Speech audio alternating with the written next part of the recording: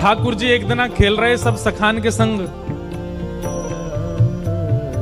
और खेलते खेलते इतने में श्रीदामा भागन लगो। ठाकुर जी बोले, ए श्रीदामा कहां को जा रहे है?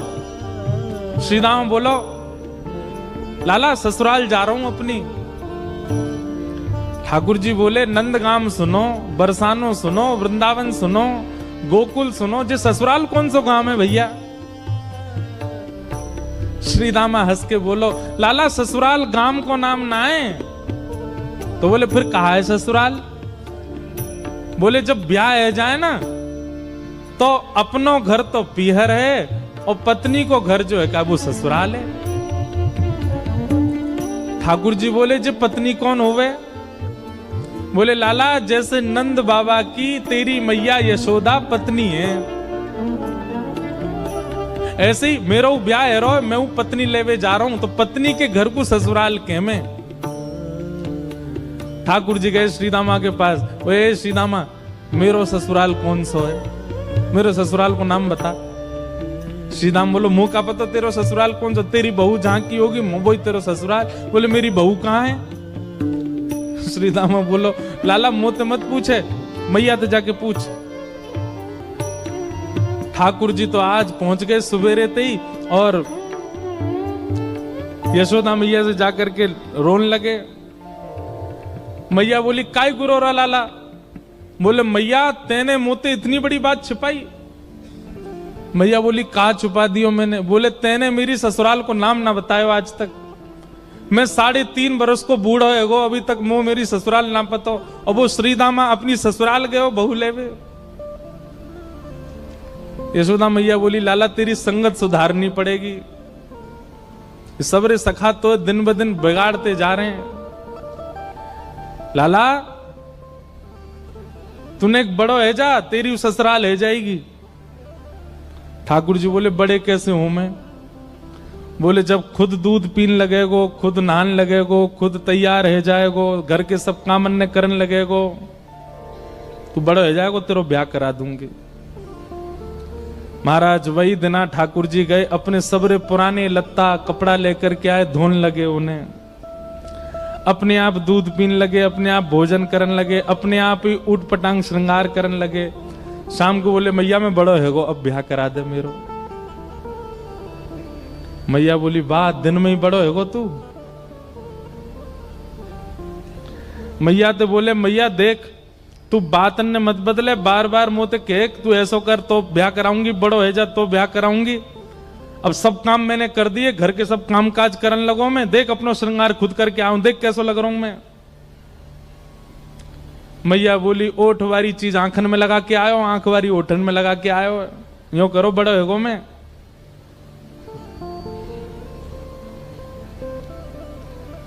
ठाकुर जी बोले, मैया मेरो ब्याह करा दे, नहीं तो श्रीदामा बहू लेके आ रहा हूं, बाकी बहू ले आऊंगा मैं, वही की बहू को ले आऊंगा, वही की ससुराल को अपना बना लूंगा। तभी एक सखा दौड़ो दौड़ो आयो, बोले, ए लाला देख श्रीदामा बहू लेके आ गो। बहू को नाम सुनते ही ठाकुर जी तो मचल गए, लेके चल मुंह को जल्दी। मैया रोकने लगी, बोले, लाला ने सुधर के तो जा, कैसो बन के जा रहा है? ठाकुर जी तो दौड़े दौड़े गए, बोले, कहां ते आ रहे हो? बोले, वहां ते आ रही है, पालकी में बैठ के बाकी बहू आ रही है। ठाकुर जी पहुंच गए, बीच रास्ता में रोक ले, सबको कथा पता है।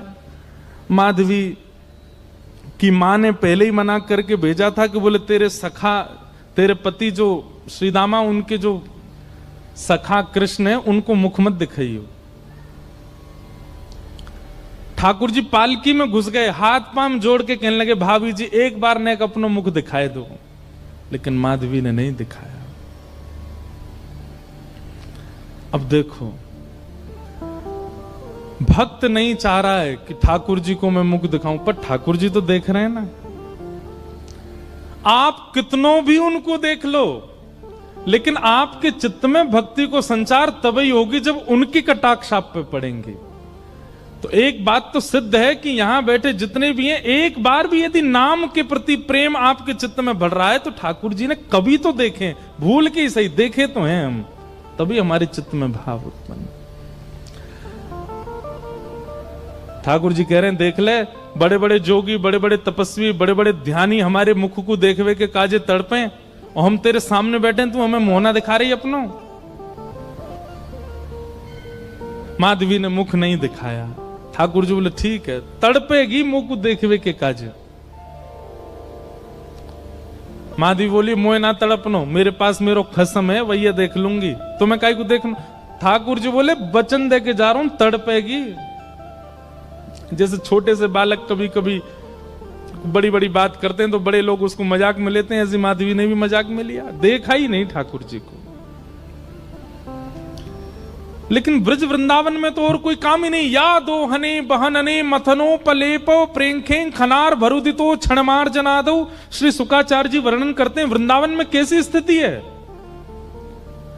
गोपियां दोहन करती हैं तो घर घर घर जो दही की मथनी की आवाज आती है ना, उसी में ही कीर्तन करने लग जाती हैं। कृष्ण ऐसे, कृष्ण के नेत्र ऐसे, कृष्ण की नासिका ऐसी, कृष्ण के कान ऐसे, कृष्ण को मोर पिछ ऐसा, कृष्ण की पीतांबरी ऐसी, कृष्ण की भुजा ऐसी, कृष्ण के चरण ऐसे।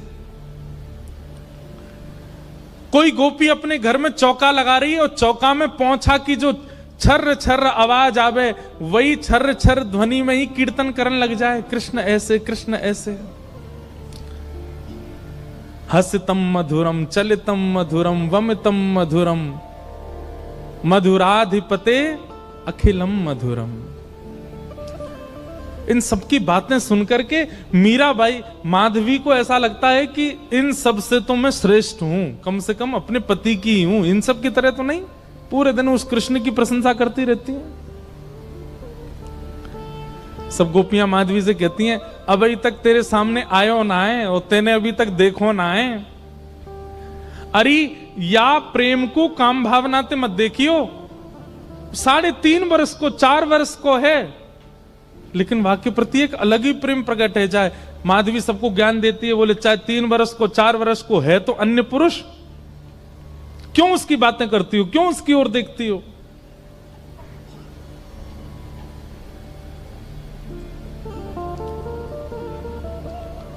लेकिन 24 घंटे गोपियों के बीच में रहती माधवी को और कोई चर्चा ही नहीं सुनाई देती।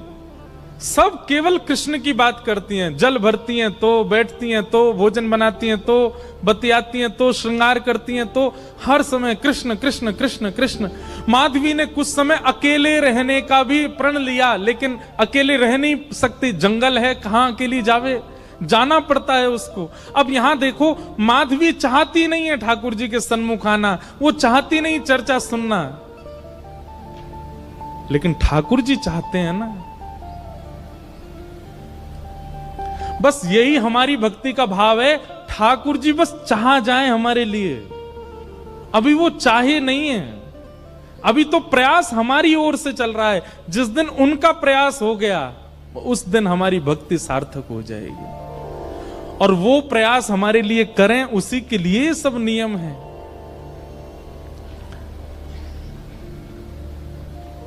अब तो माधवी 24 घंटा ठाकुर जी का नाम सुनती है। एक दिन रात में सोई तो अब कानों में कृष्ण कृष्ण कृष्ण कृष्ण गूंज रहा है, तो कान बंद करती, पता नहीं पूरे दिन इतना नाम सुनती हूं कि अब तो कानों में भी यही गूंजता है। कान बंद करके सोती है तो स्वप्न में कृष्ण ऐसे हैं। अब कृष्ण देखे नहीं है, लेकिन उसको श्याम वर्ण, पीली पीतांबरी, वंशी, मोर पिछ सब अनुभव होता है। उठ के बैठ जाती है, नेत्रों को मीटती है, क्या करूं मैं, नहीं चाहती है स्वप्न मुझे आवे। श्याम दृगन की चोट बुरी रे, श्याम दृगन की चोट। ठाकुर जी देख लेंगे तो ऐसे है जाओ। अब धीरे धीरे माधवी की स्थिति ऐसी होने लगी कि अब वो ना चाह करके भी कृष्णमयी ही हो गई है। रात्रि में सोती, अचानक उठ बैठती है, ऐसा लगता है मानो जैसे उसका हाथ पकड़ लिया हो। रात्रि में सोती, अचानक से मोगरा की सुगंधी आने लगती है, गुलाब की सुगंधी आने लगती है, उठ के बैठ के डर जाती है, कौन आ गया। अब तो स्थिति ऐसी हो गई कि आधी रात और माधवी को ऐसा लगता है कि भोर हो गई, और तुरंत उठ करके जल्दी जल्दी वस्त्र धारण करती है, मटका उठाती है और दौड़ करके जाती है। अरे विलंब है गयो, इतनी देर है गई, मैं अभी तक उठी नहीं, जबकि है आधी रात। दिन रात सब परिवर्तित हो गया।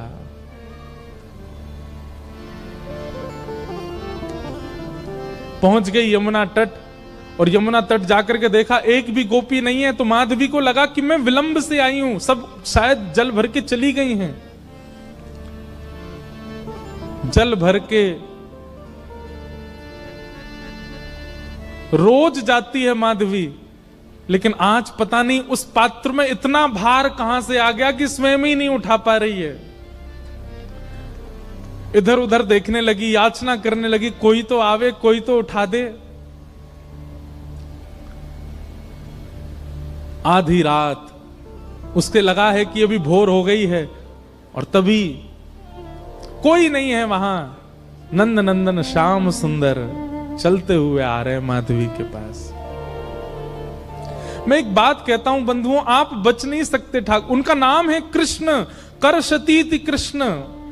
आप नेत्र बंद कर लोगे तो वो ऐसी ऐसी बात बोल जाएंगे कान में कि कान से उनके हो जाओगे।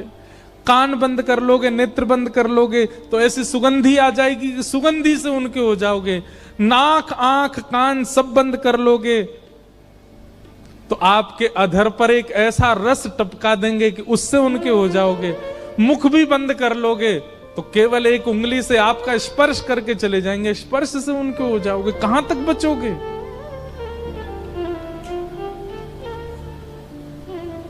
माधवी की मति घूम गई है। आधी रात ही आ गई और तभी ठाकुर जी वहां पहुंच गए। पहले तो चाल देखी तो चाल पर मोहित हुई, फिर जब वक्ष देखा तो वक्ष पर, जब हाथ देखे तो हाथ की चलन पर मोहित हो गई, और मुख देखा तो भूल गई सुध बुध।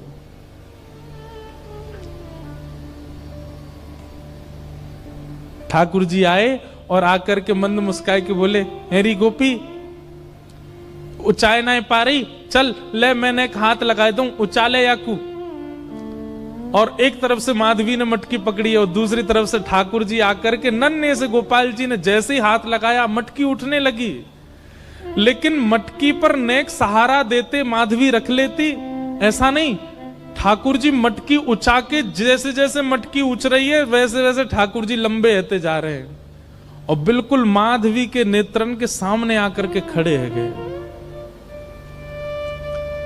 कटाक्ष नेत्रों के सामने कोई गोपी टिक नहीं पाती और माधवी को ठाकुर जी प्रत्यक्ष देख रहे हैं, सामने खड़े है के। और वो एक क्षण के लिए जो रूप माधुरी का दर्शन हुआ,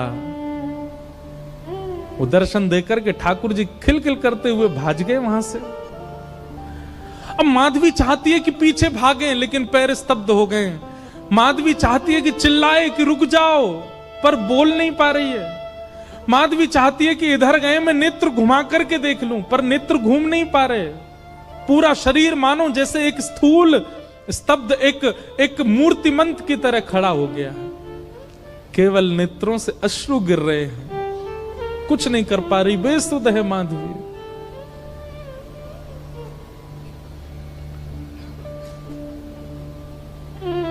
वहीं खड़ी रही तब तक जब तक भोर में गोपियां जल भरने नहीं आ गईं। अश्रु जलों से जल पूरा वस्त्र भीग चुके हैं माधवी के। और तभी सब गोपियां आई, आकर के देख, अरे ये माधवी ये पहले ही आ गई जल भरवे। सब ने जाकर के हिलाया, स्पर्श के बाद भी माधवी हिल नहीं पा रही है। बस नेत्र लाल पड़े हैं, अपलक नेत्र हैं और नेत्रों से केवल अश्रु गिर रहे हैं। बोलना चाहती है, कहना चाहती है, चिल्लाना चाहती है, किसी को पकड़ना चाहती है, पर कुछ नहीं कर पा रही है। ये है ठाकुर जी की दृष्टि यदि पड़ गई तो ऐसी स्थिति हो जाएगी। तब एक गोपी गई और यमुना जल लेकर के जैसे ही माधवी के मुख पे छिड़को, माधवी तुरंत सचल जैसी हो गई और धड़ाम से मूर्छित होकर गिरी। गोपियां सब उसके चरण मसलने लगी, हाथ पकड़ने लगी, सिर सहलाने लगी। और जैसे ही होश में आई, होश में आती बस रो रही है और पूछ रही है वो कहां है, मोहिनी मूरत सांवली सूरत। वो कहाँ है? श्याम दृगन की चोट बुरी रे, श्याम दृगन की चोट बुरी है, श्याम दृगन की चोट बुरी